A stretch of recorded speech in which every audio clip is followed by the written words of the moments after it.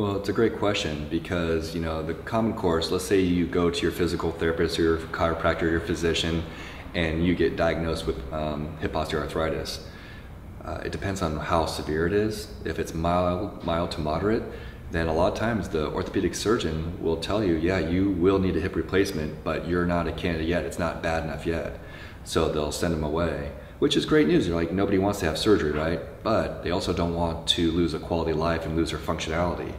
So for a lot of people, they may get diagnosed, but the point from diagnosis to surgery could be as long as 3, 4, 5, 6 years, sometimes 10 years. While others, if it's really severe and they've been tolerating it for a long time, they may be scheduled for surgery within 3 or 4 months. So it really depends, but there are a lot of people, millions of people in the US alone that have some form of arthritis that aren't candidates for hip replacement surgery. So what do we do with those people? And we'll talk a little bit more about that in some other segments. But let's talk a little bit about why would somebody not want to just have that surgery? What are the benefits of waiting? Well, first of all, surgery is dangerous. There's always risk associated with general anesthesia and going into surgery, complications, if you will.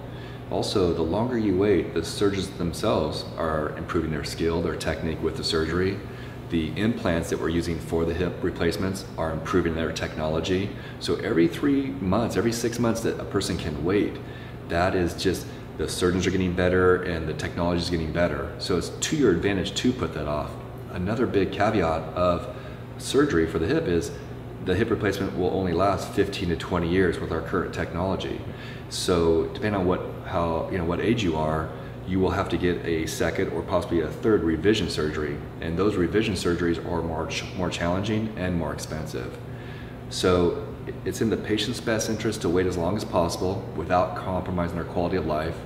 And it's in the insurance company's best interest to wait as long as possible because those surgeries cost anywhere from $50,000 to $75,000. So a lot of people will go into the surgery right away, while a lot of other people will want to wait as long as possible.